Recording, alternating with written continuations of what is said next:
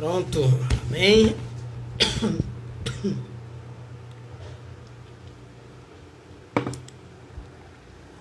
Deixa eu ver aqui, Josimar.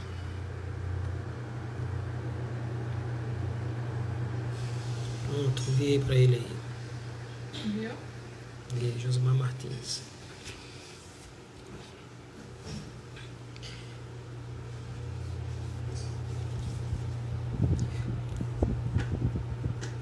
Oswaldo França e Monique é Oswaldo, não estudou com a gente? É Oswaldo, Oswaldo, meu irmão, seja bem-vindo. Pastor Jadson, Pastor Renan, futuro Pastor Renan. Tamo junto aí. Hoje vamos iniciar o estudo do livro de Daniel. Daqui a pouco o Pastor Jonatas está entrando conosco aí, né? E vai ser bênção, vai ser muita bênção.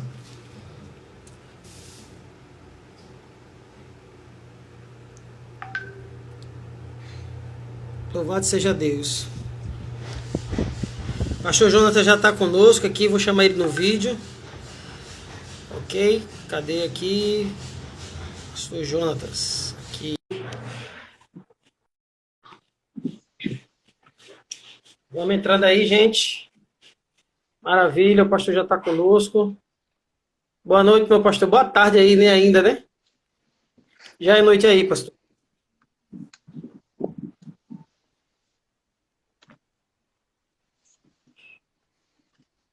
Pastor Jonatas, está ouvindo aí, pastor?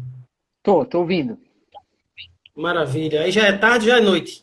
Aqui não, aqui é dia. São 6 horas aqui e o pôr do sol aqui está sendo um pouco depois das 8 agora, quase Eita, oito é e meia. mesmo. É, o dia é longo aqui agora. Rapaz.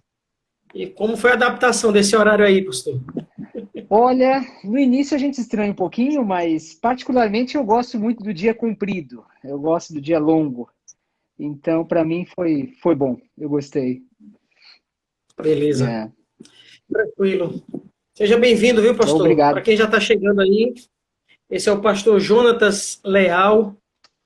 A gente se conheceu ali no seminário, quando eu fui estudar para ser pastor. Ele era nosso professor ali de hebraico, no primeiro momento, né, da matéria da língua hebraica e bíblica.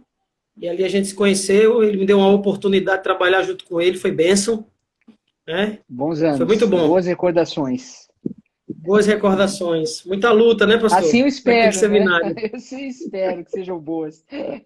Foi bom, foi muito bom, foi excelente, para falar a verdade. Jonathan era um bom aluno. É um bom aluno. Oh, Nota 10. rapaz, Nota 10. bondade sua. Pastor, o pessoal que tá entrando aí, eu estou dando aqui uns 5 minutinhos para a gente começar, tá bom? Tá bom? É o tempo que a galera tá entrando aí. Eu vou Maravilha. convidar aqui mais algumas pessoas Uhum. e daqui a pouco a gente começa o nosso Ótimo. bate-papo.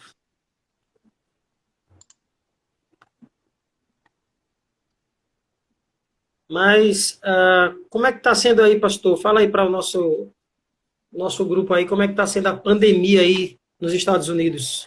Olha, aqui muitas pessoas estão sendo infectadas, né? O país que tem mais pessoas, tanto doentes quanto mortes também. Embora também é um país muito grande, né? Há o que eles chamam aqui de pontos assim mais hotspots, né? São os pontos mais preocupantes, como Nova York, algumas outras grandes cidades. Mas como aqui, no nosso contexto aqui em Michigan, a gente mora numa cidade pequena, né? Berry Springs. E as lojas que eles consideram não essenciais estão fechadas, mas eles pedem para que as pessoas evitem a saída o máximo possível, né? A não ser para atividades físicas e que não haja aglomerações. As igrejas, a maioria, pelo menos igrejas adventistas, praticamente todas estão fechadas. E ontem saiu uma nova ordem executiva da governadora dizendo que essa situação basicamente vai continuar a mesma até o dia 15 de maio. Mas aqui nos Estados Unidos a gente tem uma situação que os estados têm bastante autonomia, então alguns estados já estão Uhum. recomeçando a abrir, outros continuam fechados, mas essa é a situação. Aqui as aulas são todas agora pela internet, a biblioteca continua fechada, então é realmente uma coisa que afeta bastante o dia a dia, né, das pessoas. E já está quantos dias aí, quantos meses já A em quarentena, quarentena? a quarentena, se não me falha a memória, mais forte, assim, de fechar as coisas, começou por volta do dia Uhum. 20 de abril, 21 de abril. Então, temos aí um pouquinho mais de um mês. Então, realmente é bem complicado. Beleza. Ok, já estamos aí com um número aí de mais ou menos 15 pessoas, e aí já dá para a gente começar. Ok. Pastor, a gente vai fazer uma oração agora, para a gente iniciar. Faça essa oração e a gente inicia, Ok, tá bom? vamos orar.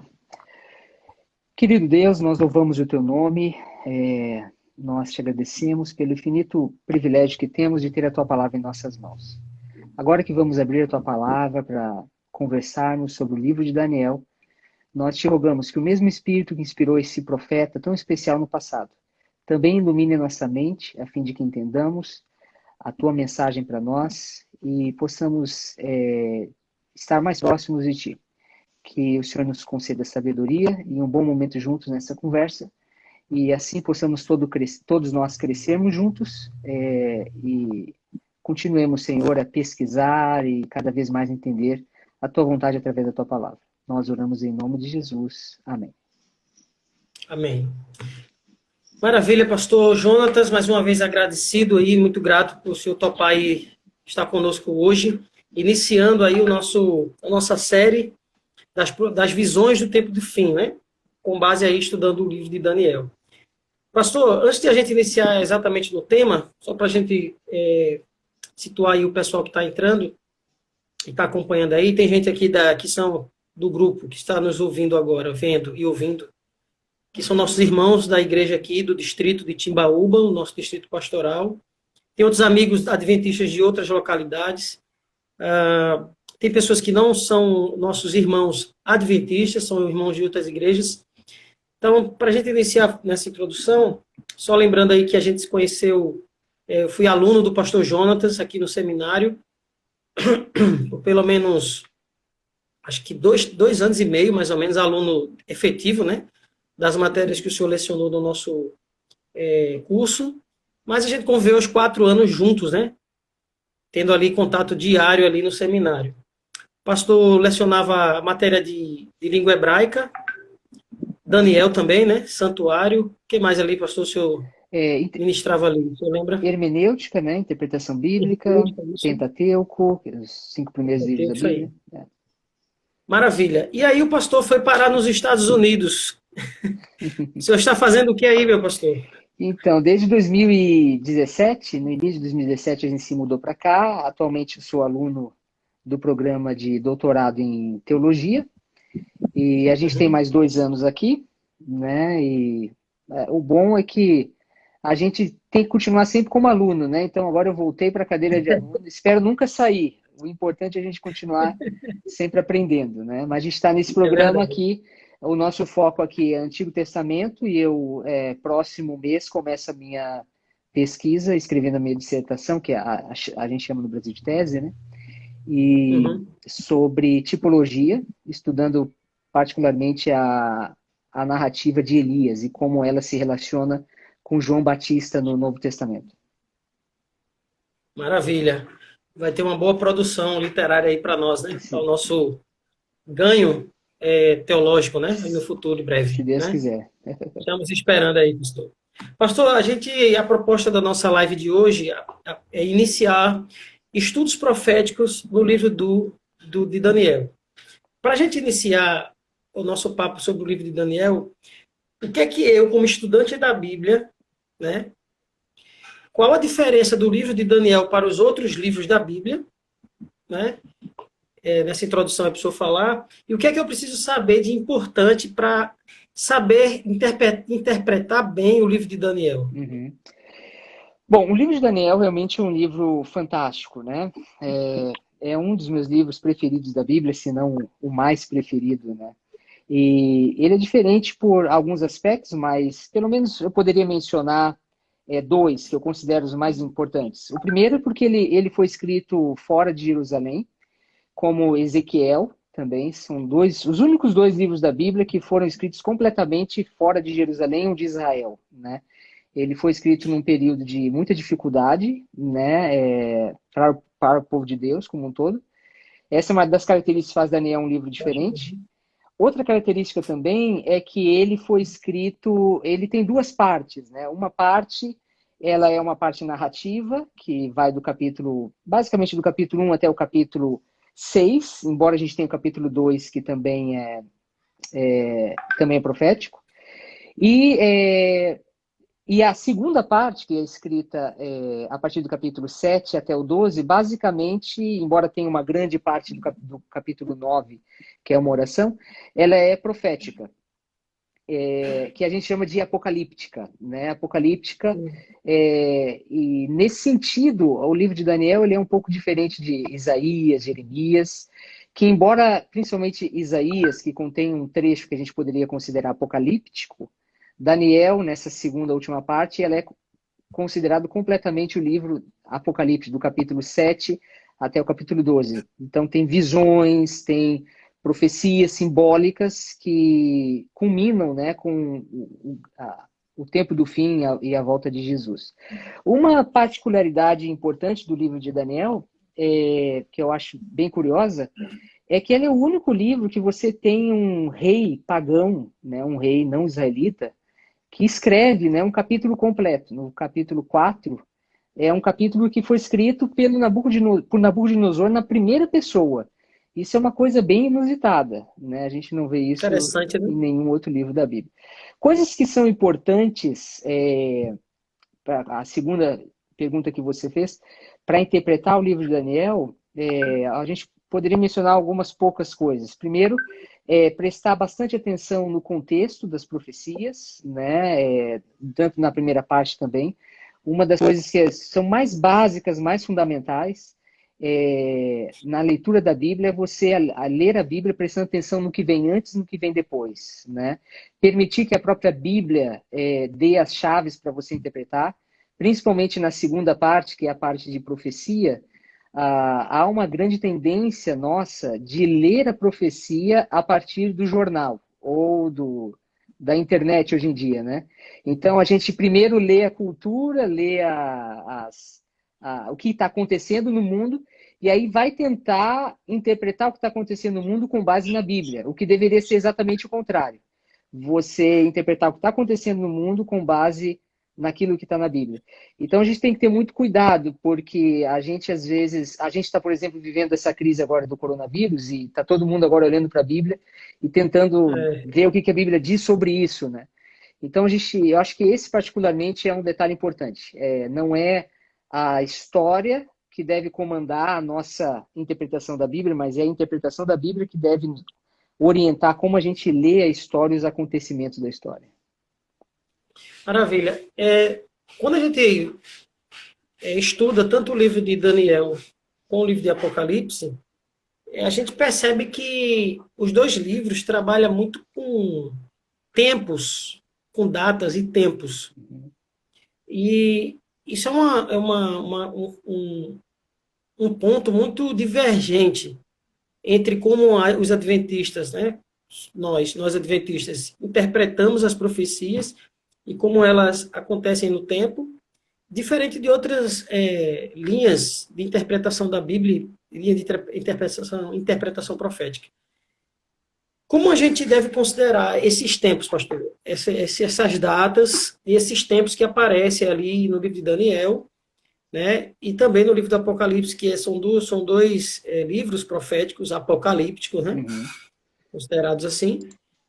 E como a gente interpretar essas datas? Como a gente deve considerá-las aí? Explica aí um pouquinho para o pessoal o que significa assim, o princípio dia-ano. Uhum. Então, essa é uma das características das profecias apocalípticas, né, de Daniel também, de Apocalipse, que é que cada dia, né, profético representa um ano, né? Isso fica claro na própria leitura da profecia. Por exemplo, quando a gente vai no capítulo 9 de Daniel, a gente percebe que um dos exemplos, né, 70 semanas estão determinadas, 70 semanas estão separadas, né, até a vinda do Messias. Então, e quando você olha 70 semanas, você percebe que há acontecimentos que começam pouco depois da vida de Daniel, com um decreto para que Jerusalém pudesse ser reconstruída no reino da Medo-Pérsia, indo até o Messias. Então, quando você olha esse range de tempo, você percebe que não pode ser 70 semanas literais. Elas precisam ser 70 semanas que nós poderíamos chamar simbólicas. Então, a própria leitura da Bíblia, você não precisa ir nem para outros livros, né, para provar isso. Dentro do próprio livro de Daniel, só olhando para essa profecia, isso já te dá digamos, uma boa pista sobre isso.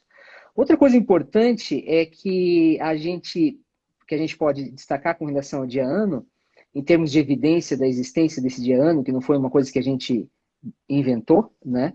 É que quando você vai para o capítulo 11 de Daniel, você percebe que o anjo está explicando para Daniel como que as profecias do capítulo, principalmente do capítulo 7 e 8, né, serão desenvolvidas na história.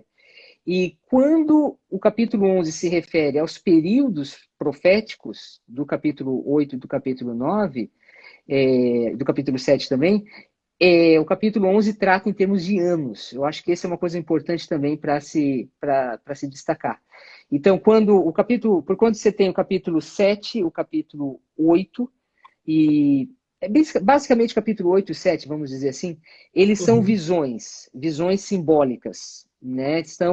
Agora, no capítulo 11, o que acontece é que nós temos a explicação literal do que o anjo está dizendo para Daniel que vai acontecer. Então, enquanto no capítulo 8 e 9 você tem profecias simbólicas, que são simbólicas no sentido de que há imagens, o tempo é diferenciado. Por exemplo, no capítulo 8, verso 14, e 2.300 tardes e manhãs o santuário será purificado. Então, não fala dias. Então, usa uma linguagem que é uma linguagem simbólica em si. Quando nós vemos no capítulo 11, o anjo passa a explicar a Daniel que esses dias dos capítulos 7 e 8, eles são, na verdade, anos. Então, são indicações, né? Maravilha. Maravilha. Agora, uma coisa importante, né, pastor? Nós estamos hoje vivendo num tempo em que a informação ela está muito acessível, né? Tanto a boa informação como posso dizer, a péssima informação, né? E de vez em quando a gente, como pastor de igreja, o senhor sabe, como professor de teologia, sabe que isso talvez aconteça até com mais frequência do que com a gente, pastor distrital. Mas de vez em quando a gente recebe um vídeo de alguém que tem muito interesse nas profecias, né? E hoje a internet está cheia, muito cheia de gente tentando interpretar aí os eventos que ocorrem, né? Como esse negócio do coronavírus e outras questões. Mas recentemente eu recebi um vídeo de uma pessoa onde ela considerava, ali no finalzinho do capítulo 12, né, no finalzinho do livro de Daniel, aquelas contagens de tempo, três datas muito importantes ali. Né, 1.260 dias, né, 1.335 dias e 1.260, né, se eu não me engano. São três tempos proféticos ali. E a pessoa que interpretava esses tempos ali, eles consideravam como tempo literal. Né? Eu queria, com esse contexto aí, que o senhor explicasse um pouquinho das escolas de interpretação profética, né, que considera, assim, esses tempos proféticos como de princípio dia a ano. A gente sabe que cada grupo de pessoas que interpreta as profecias, eles não consideram os tempos proféticos dentro desse princípio dia a ano. né? E hoje, logicamente, o que está por trás disso é a escola de interpretação profética. Explica para nós aí, pastor, porque essa parte inicial do livro de Daniel, eu acredito que ela é muito importante, porque é ela que vai dar o background para a gente, quando a gente estiver interpretando, a gente ter essas informações, né? Quando eu estiver, a partir de amanhã, falando ali para o capítulo 1, capítulo 2 e tudo mais, e junto com isso, dentro das escolas de interpretação profética, o senhor falasse também um pouquinho o que é profecia clássica, que uma pessoa perguntou aqui para nós, o pastor Jadson, sobre profecia clássica e profecia apocalíptica. O senhor falou aí rapidamente, mas queria que o senhor detalhasse um pouquinho mais dentro desse background das escolas de interpretação profética, né? E dizer, obviamente, a linha que a gente segue, né? Dessas escolas. Eu acho que uma coisa que você colocou é importante, né? Às vezes, claro, na sinceridade das pessoas, elas tentando olhar para a Bíblia, interpretar os tempos a partir das profecias bíblicas, né? Uma coisa que eu queria destacar antes até de responder essa pergunta é o propósito da profecia, né? Eu acho que isso precisa ficar claro. Em João capítulo 14, verso 29, eu até separei esse texto aqui, João. Deu um tempinho aí para a gente abrir. Beleza, João. O pessoal está com a Bíblia aí, viu? Pode abrir a Bíblia aí. Maravilha. João capítulo 14, verso 29. Eu acho que esse é um texto muito importante, embora não seja uma explicação de Jesus sobre profecias, mas tem um contexto, embora esse não seja o objetivo primário do que Jesus está dizendo, mas tem, eu acho que o princípio é a palavra que eu queria me lembrar, muito importante aqui para a gente. João 14, verso 29. Nós lemos assim: Eu vos disse agora, antes que aconteça. Jesus falando do que as coisas que iriam acontecer envolvendo a sua morte e ressurreição. Para que quando acontecer, vós acrediteis. Né? Então, Jesus estava falando o que iria acontecer no futuro, não para matar a curiosidade das pessoas. Né? Então, há uma grande... às vezes eu vejo também vídeos, como você mencionou, no YouTube, de pessoas tentando interpretar, e as pessoas, eu acho que muitas vezes colocam foco no lugar errado. Elas querem saber como as coisas vão acontecer, os detalhes de quem está mandando no mundo, quem não está mandando no mundo, mas os mecanismos de como as coisas vão se desenvolver no final dos tempos não é uma preocupação divina. Né? Deus não deu a profecia para matar a nossa curiosidade, mas Ele quer, através da profecia, criar em nós a crença, a verdadeira crença, né? O que Jesus diz aqui, que a gente acredite. Então, a profecia bíblica, o principal objetivo dela é fornecer para nós um mecanismo, fornecer evidências de que Deus está no controle da história, né? Que nós podemos confiar que o plano que Ele estabeleceu vai se cumprir. Eu acho que esse é o principal objetivo. Nós precisamos, um momento... eu acho que a profecia não existe para nos dizer quando que o mundo vai acabar, mas é para nos dizer que tipo de pessoas nós temos que ser nesses momentos finais da história, independente de quando as coisas vão acontecer. Eu acho que esse momento, essa parte é importante. Então, a profecia, ela mostra que Deus é soberano sobre o tempo, sobre o futuro, Ele conhece o princípio, Ele conhece o fim desde o princípio. A profecia também nos dá uma garantia com relação às promessas futuras de Deus. Quando nós olhamos para Daniel e nós vemos que, puxa, tudo se cumpriu exatamente, você vai estudar aí ao longo do livro, né? Exatamente dentro do programa que Deus estabeleceu. Então, se 80% do que Daniel profetizou, digamos, né?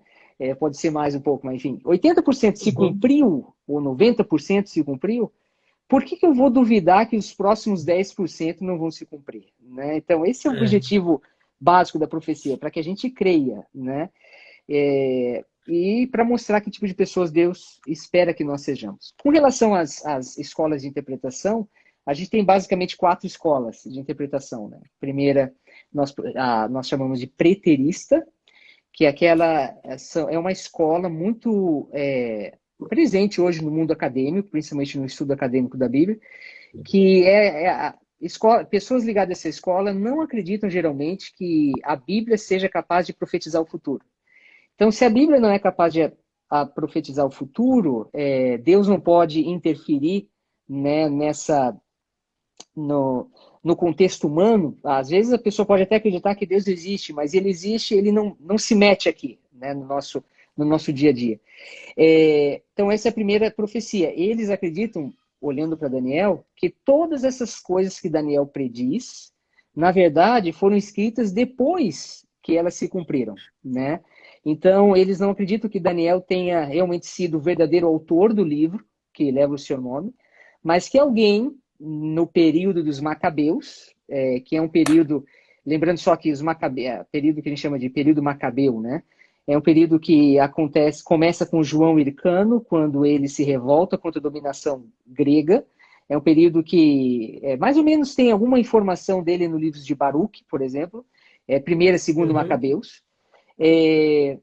Então, Daniel, na verdade, não escreveu o livro. Quem escreveu foi alguém que viu o que estava acontecendo e escreveu em forma de profecia. Mas, na verdade, não é uma profecia. Todas as...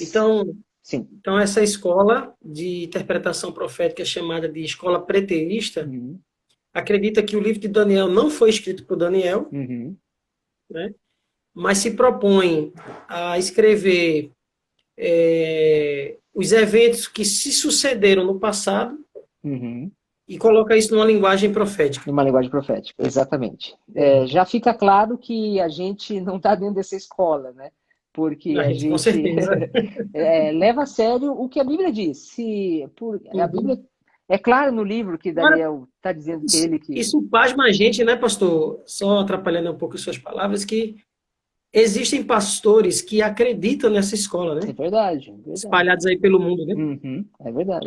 Que os acontecimentos proféticos não podem ser ditos para o futuro em relação à Bíblia. A Bíblia não está, vamos dizer assim, capacitada para revelar o futuro próximo, mas que só escreve o que já aconteceu no passado, né? É verdade.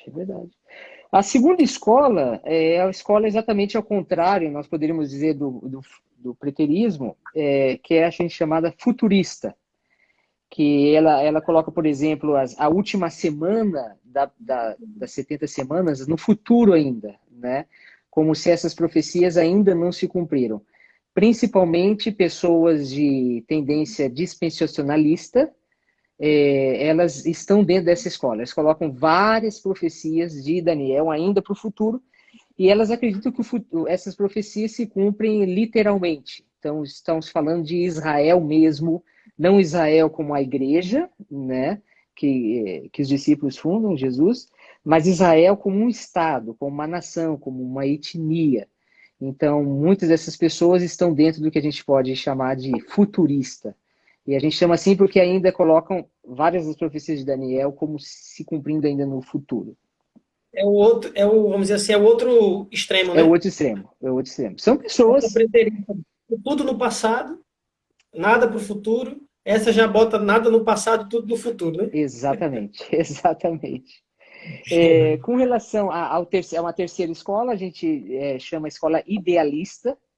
A escola idealista é a escola de interpretação que não acredita que o foco do livro de Daniel seja o que aconteceu no passado ou no futuro, mas que as profecias de Daniel têm valor não histórico, mas valor espiritual e moral. Então, o foco deles é tirar as lições que essas profecias ensinam acerca de Deus, acerca do povo de Deus. Essa escola, eu não vejo problema no que ela afirma, mas sim no que ela nega, né? Evidentemente que as profecias de Daniel têm lições importantes e os fatos históricos não é nem o mais importante da profecia.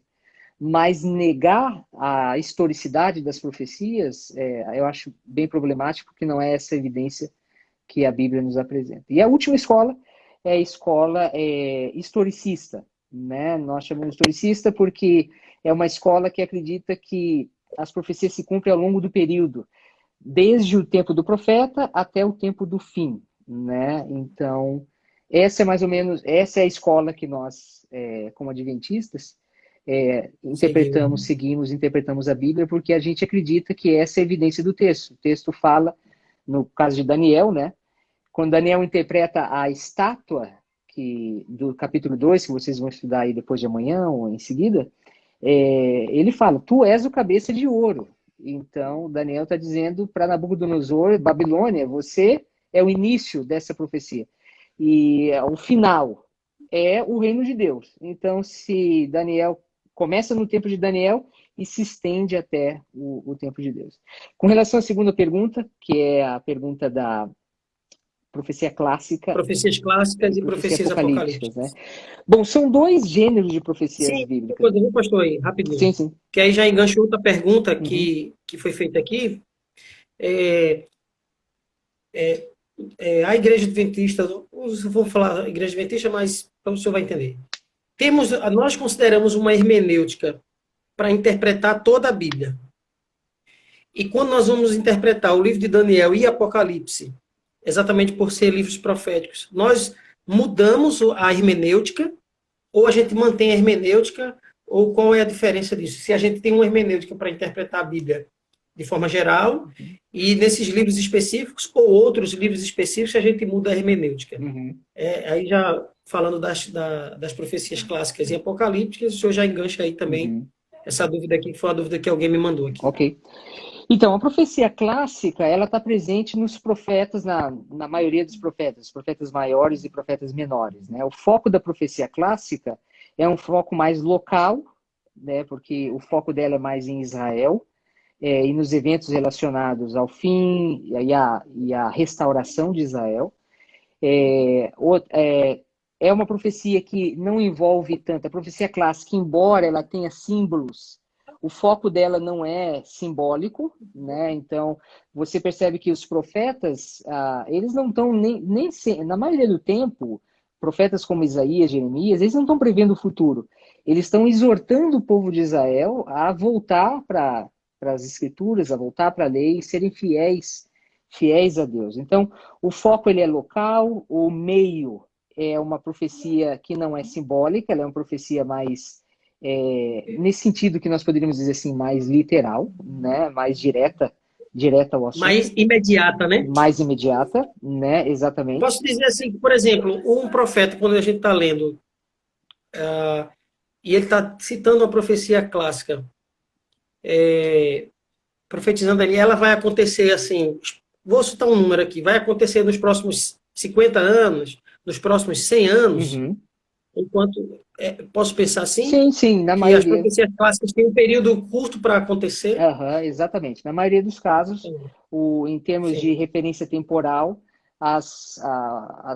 mesmo na época, mesmo na vida do próprio profeta, o que ele profetiza acaba se cumprindo. Ele vive para ver a sua própria Para profecia. ver. Exatamente. Entendi. Então, essas são algumas características da profecia clássica. A profecia apocalíptica, basicamente, ela tem um foco muito mais universal, né? Veja que envolve, logicamente, que envolve Israel como povo, mas engloba o universo inteiro, a Terra inteira. Todos estão envolvidos, né? O meio da profecia a apocalíptica, ela é completamente diferente da clássica, porque usa muitas imagens, usa muitos símbolos. Uma característica importante também da profecia apocalíptica, geralmente há um anjo ou um ser espiritual ajudando o profeta a interpretar o que ele vê. Né? A gente vê isso muito claramente no capítulo 7, no capítulo 8, perdão. Capítulo 8, capítulo 9, capítulo 11 de Daniel, onde Daniel recebe a visita de um ser para explicar para ele o que aquelas coisas que ele está vendo, né, significam. E sim, em vez de ser um foco imediato, o foco é mais no tempo do fim, né? Essa é outra característica que é exatamente ao contrário. Outra coisa muito importante com relação à profecia clássica e à profecia apocalíptica é o cumprimento. Enquanto muitas das profecias clássicas, não todas, mas muitas das profecias clássicas, elas são condicionais. Elas dependem da resposta que o povo que está recebendo a profecia vai dar. A profecia apocalíptica, ela é, nesse sentido, incondicional. Porque quando Daniel fala do tempo do fim e da rocha que cai nos pés da estátua, representando o reino de Deus, isso não depende de mim, de você, de ninguém. Isso vai acontecer, né? Independente da resposta que nós damos, o que vai mudar é como nós vamos estar, e a nossa individualidade faz a diferença, mas não que a profecia seja condicional. A profecia, ela é incondicional. Essa é outra diferença. Como nós... Dá um exemplo aí de profecia clássica, Uhum. né? E a profecia apocalíptica, o senhor acabou dando esse exemplo aí no caso da pedra, né? Que Uhum. derruba a estátua ali que representa o povo, o reino de Deus. Mas dá um exemplo aí de profecia clássica. Ok, vamos pegar, por exemplo, Jeremias. Jeremias é um profeta que falou um pouquinho... Na verdade, Jeremias viveu o cativeiro babilônico, né? E ele promete que o cativeiro babilônico dura 70 anos, né? Depois de 70 anos, o povo de Israel iria voltar, né? de Babilônia. Então, essa é um exemplo de profecia clássica. O foco é Israel, o cumprimento ele é imediato, né? Em certos aspectos, não sei, eu não diria que é condicional essa profecia, né? Mas envolve certo elemento de condicionalidade. Mas nós poderíamos aqui ter uma discussão sobre isso. Pode ser que alguns vejam como não condicional nesse Não sentido. condicional. E o foco então é imediato.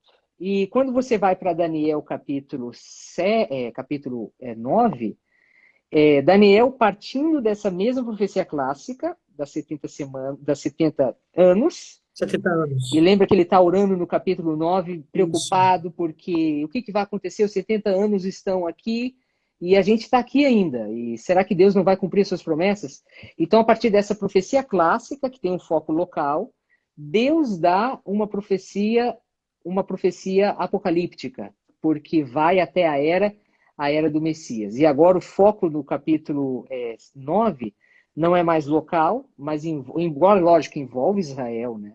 Mas envolve agora o Messias, que tem implicações universais, né? O reino do Messias universais. Outro exemplo importante aqui que alguém comentou aqui é o fato da profecia de Jonas a Nínive, né? Uhum. Ela é um exemplo muito emblemático aí da profecia clássica, É né? verdade, é verdade. E dentro desse contexto aí de condicionalidade, né? Uhum. Ou seja, a Condicionalidade. profecia de destruição da cidade estava condicionada à conversão do povo, que houve, né, de Isso, fato, né? bem lembrado. Uhum. Maravilha. Pastor, a gente tem... Perdão. Diga. Mais uma coisa, você perguntou em relação à A interpretação, hermenêutica, isso. hermenêutica, né? É. Então, Se veja. é a mesma hermenêutica para interpretar as profecias ou não, explique isso aí. Uhum. Sim, com certeza. É a mesma hermenêutica, mas a abordagem é diferenciada. Não só para a profecia de Daniel, mas para qualquer outro de gênero literário da Bíblia. A Bíblia tem vários gêneros literários, né? A Bíblia tem narrativa, a Bíblia tem poesia, a Bíblia tem profecia, a Bíblia tem orações. O próprio livro de Daniel é cheio de diferentes gêneros. Então, a Bíblia tem material legal, que são as leis do Pentateuco, lá, principalmente Levíticos e várias em Números e Deuteronômio, e Êxodo também. Então, cada gênero da Bíblia exige uma abordagem diferente, no sentido de que, por exemplo, eu não posso interpretar os provérbios de Salomão de um ponto de vista tão literal, porque é um livro que envolve muitas símiles, muitas metáforas, muitas figuras de linguagem. Eu não posso interpretar da mesma maneira provérbios como interpreto um texto legal, porque são contextos diferentes, têm propósitos diferentes, audiências diferentes, né, às vezes. Então, mas basicamente a estrutura de interpretação é a mesma, os mesmos princípios. Quando eu estou com um texto da Bíblia, eu vou traduzir o texto, eu vou prestar atenção no contexto histórico, eu vou prestar atenção no gênero literário, eu vou prestar atenção na estrutura literária, eu vou prestar atenção no contexto, na relação que esse livro tem com o Novo Testamento ou outras partes da Bíblia. Então, essas diretrizes gerais de interpretação, elas são as mesmas, mas eu não vou interpretar, por exemplo, um exemplo prático, o leão alado, né, do capítulo 7, eu não vou interpretar como sendo um leão literal. Aquilo é uma imagem simbólica. Então, se essa imagem desse leão tivesse em outra parte da Bíblia, quem sabe eu já trataria essa imagem de uma maneira diferente. Mas as diretrizes básicas são as mesmas. Ok.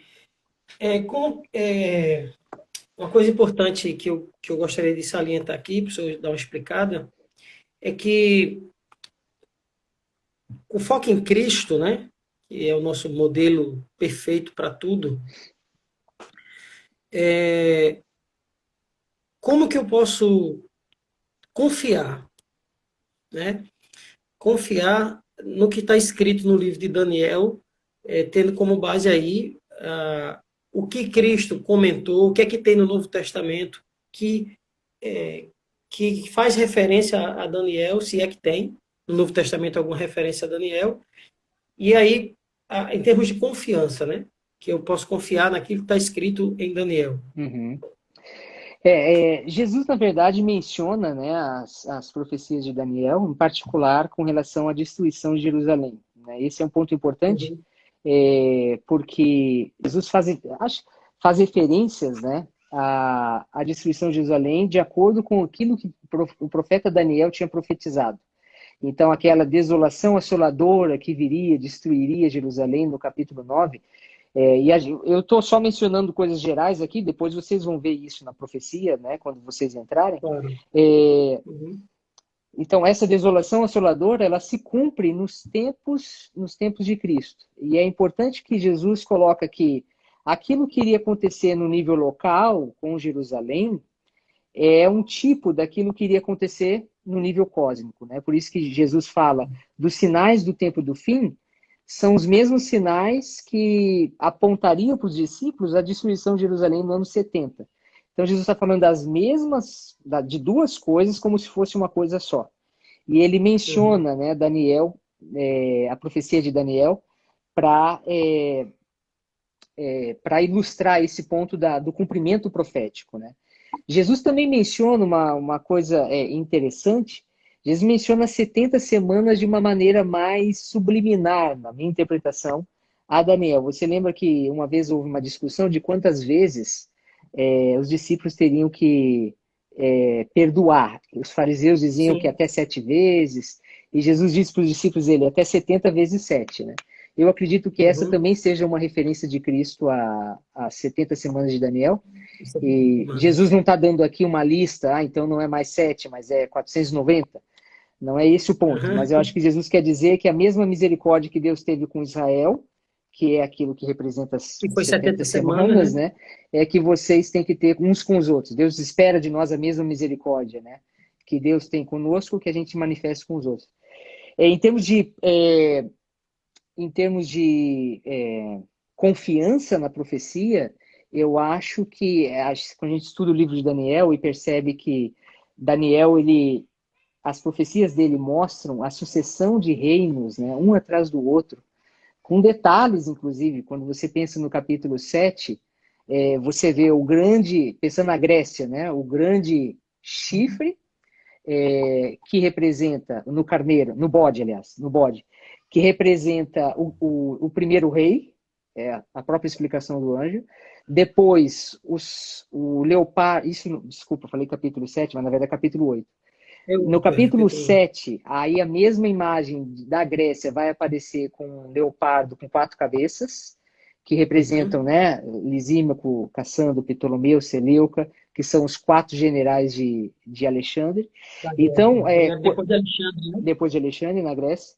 Então, essa precisão, né, que a profecia tem acerca do que aconteceu em um espaço de tempo enorme, nos dá confiança de que a parte final, quando a gente vai, por exemplo, no capítulo 11, o capítulo 11, eu espero que eu já vou orar por vocês desde já, porque o capítulo 11 é um desafio. O capítulo 11, realmente, a gente não tem...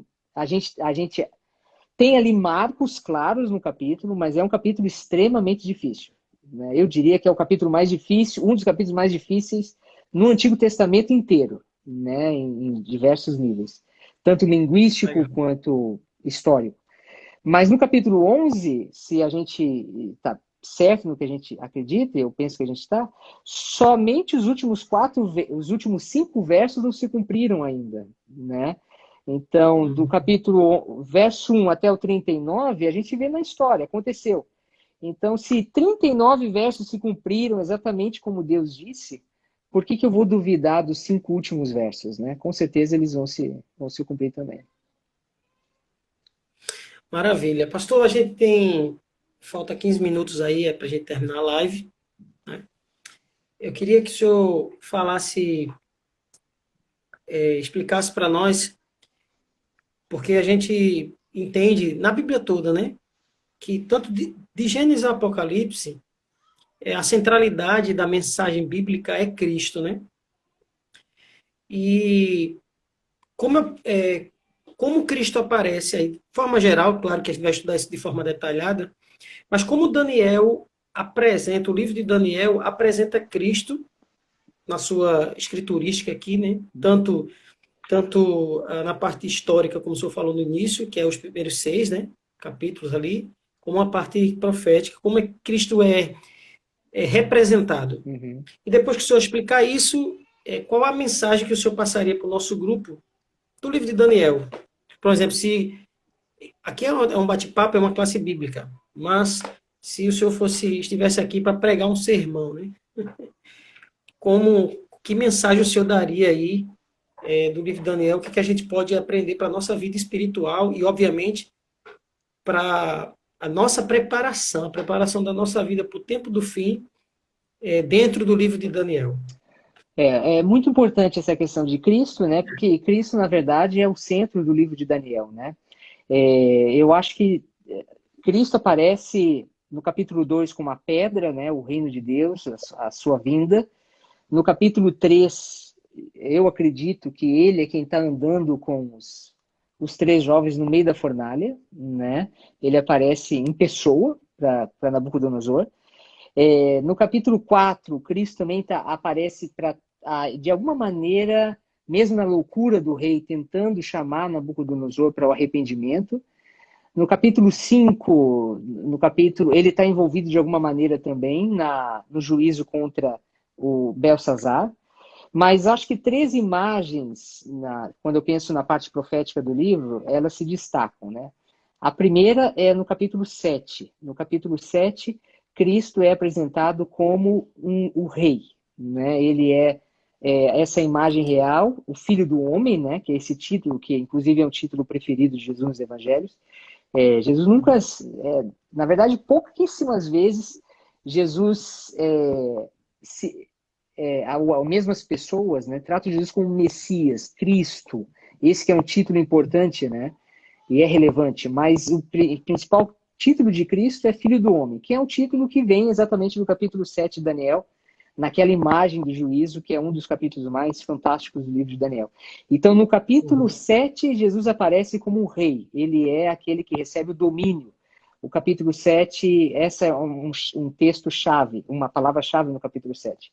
Ele é o rei. No capítulo 8, Jesus ele é apresentado como o sumo sacerdote, né? Lembra que a imagem do capítulo 8 principal é o templo que precisa ser purificado. E de acordo com Hebreus, quem está ministrando no templo celestial é Jesus Cristo, né? E no capítulo 9, Jesus aparece como sacrifício, né? Ele é o Messias, o Nagid, né? O príncipe, que vai ser cortado na metade da última semana, né? Então, essas 3 imagens de Cristo, elas são interconectadas, né? Jesus, ele é o rei no capítulo 7, no capítulo 8 ele é sacerdote e no capítulo 9 ele é sacrifício, né?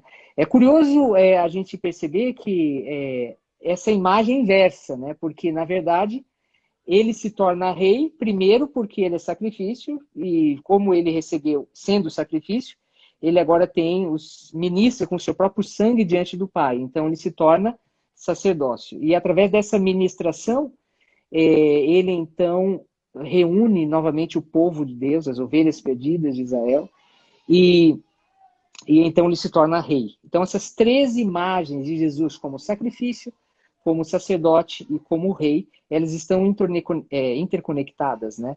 E elas são apresentadas a Daniel. Então, acho que essa é uma das coisas importantes, uma das imagens mais importantes de Jesus no livro de Daniel, né? Uma imagem, eu acho que bonita também, de Cristo no livro de Daniel, Eu tenho uma semana de oração onde eu trabalho só com a imagem de Jesus no livro de Daniel. Então, é muito rico, não dá para a gente explorar aqui em 5 minutos. Uhum. Mas uma imagem importante também de Jesus no livro de Daniel é a imagem de Miguel, que é uma imagem que, para mim, ela é muito significativa, né? No capítulo 12, você percebe que o povo de Deus parece que vai ser destruído, vai ser aniquilado, né? Você tem a guerra entre o reino do sul e o reino do norte, e eles se aliam no final do capítulo 11 para destruir o povo de Deus. Mas aí no capítulo 12, eu acho que se a gente pudesse, eu acho que valeria a gente ler esse texto na Bíblia. Uhum. Daniel, Pode ser, capítulo pastor. Vamos abrir. 12. Já está aberto aqui na minha Bíblia. Olha aí, Aqui, maravilha. Daniel, capítulo 12.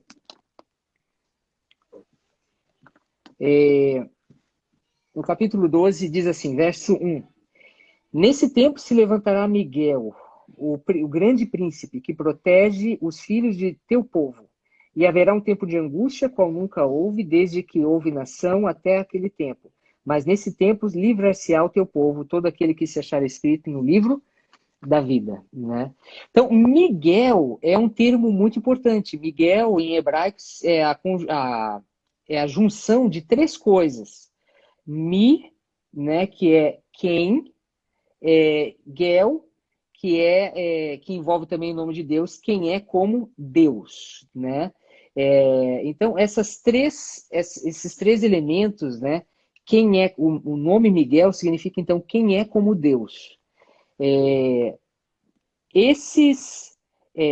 Você tem Mi, não, desculpa aqui que eu falei só 2, né? Mi, que é quem, K, que é quem é como Deus, e então El, que é então Deus, né? Então quem é como Deus. Mais do que uma pergunta, é um desafio, né? Ninguém é como Deus a não ser Miguel. E nesse momento, Miguel, que é apresentado como o príncipe do seu povo, ele se levanta, né, em favor do seu povo. Essa é uma imagem bonita, porque à medida que o povo parece quase ser destruído, Miguel então aparece para defender o seu povo. Com relação à mensagem do livro de Daniel, eu poderia assim destacar 4 pontos que eu acho que são pontos importantes no contexto de Daniel. 4 temas teológicos, né? Primeiro, a gente já mencionou que é Jesus, né? A centralidade de Jesus no livro de Daniel. Ele é o Messias como sacrifício, ele é o sacerdote e ele é também o rei, no capítulo 7, recebendo domínio. Esse é o primeiro ponto que a gente já comentou.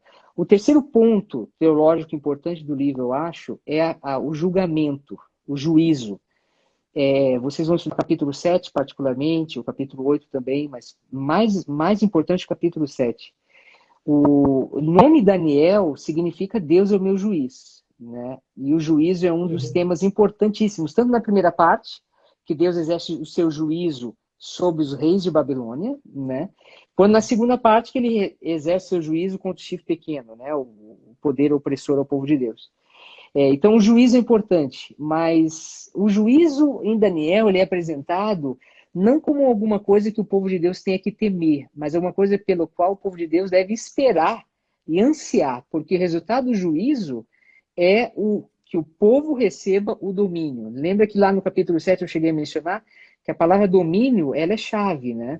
Ela aparece 7 vezes só nesse capítulo. E há uma luta por domínio, né? Cada animal aparece sendo mais apropriado para receber esse domínio. Mas, no fim das contas, quem recebe o domínio é o Filho do Homem, na primeira parte. Mas, quando o anjo vem explicar, esse domínio ele é compartilhado com o povo de Deus. Então, a vitória de Jesus, no capítulo 7, representa a vitória do povo de Deus. Então, o juízo no livro de Daniel, ele não é algo que a gente tem que temer. Na verdade, é como Davi orou mais 4 vezes, se não me falha a memória, nos Salmos, julga-me, Senhor. Porque juízo para o povo de Deus, ele não significa condenação. Quem nos condenará? Já se perguntava Paulo, né? Se Cristo é por nós, quem será contra nós?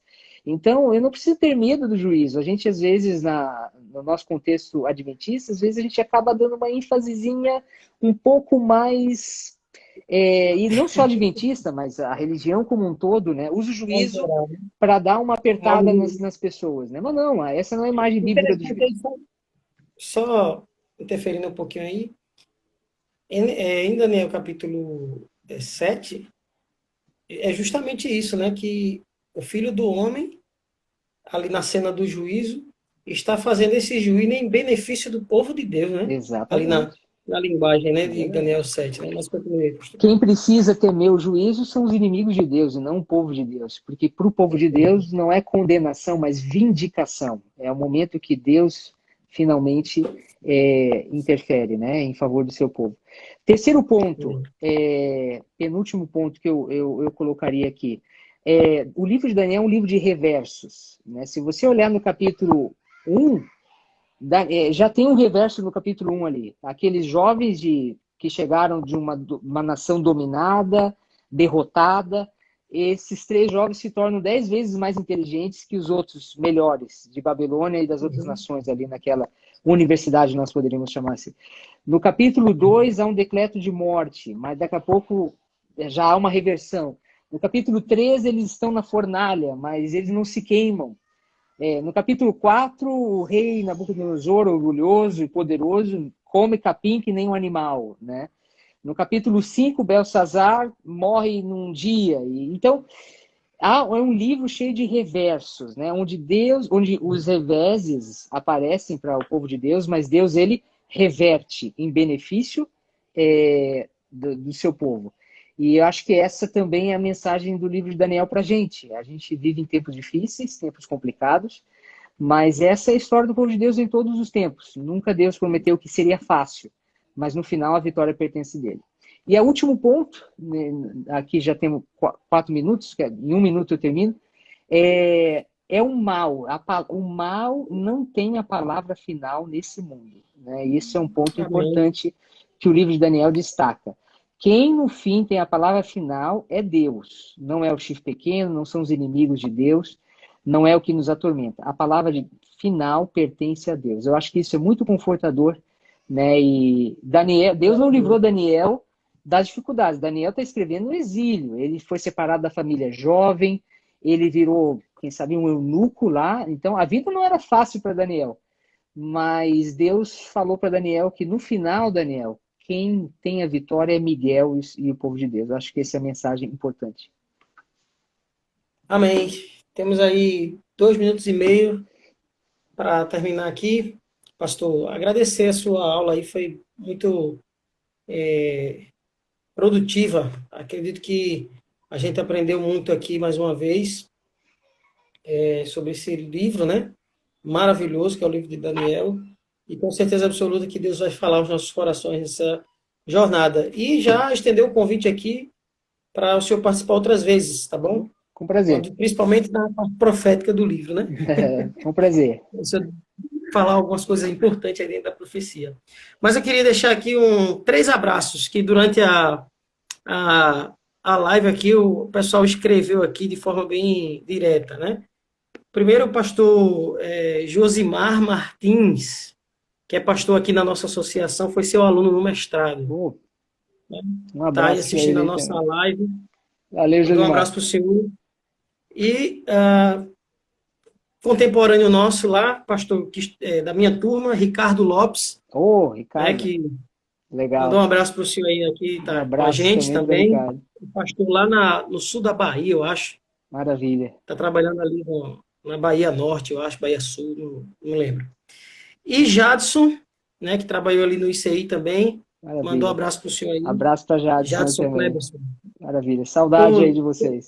tem relatório de leitura para cobrar nenhum deles não, né, pastor? Não, agora faz sozinho, sem precisar ter relatório, né? Já faz por conta. Tá bom. Beleza. Oswaldo França também mandou aqui um abraço para o senhor também. Valeu, Oswaldo. Pastor Oswaldo. Enfim, todo mundo aqui relembrando aí as aulas e, obviamente, aprendendo um pouco mais. Amém. Pastor, eu quero agradecer aí a sua disposição em estar conosco. Prazer foi nosso. Tá certo? Desejo E eu vou sucesso pedir para na que o jornada. senhor faça a última oração. Também aí, o pastor Márcio Antônio também foi contemporâneo nosso. Faça a última oração aí para nós. Beleza. Em 20 segundos. Vamos lá. Querido Deus, muito obrigado, porque o livro de Daniel nos ensina que o mal não terá palavra final. Nós confiamos em Amém. Ti, confiamos na mensagem de Daniel e temos a certeza que, assim como o Senhor já atuou no passado, vai estar atuando no presente, atuará no futuro também, para que no final o Teu povo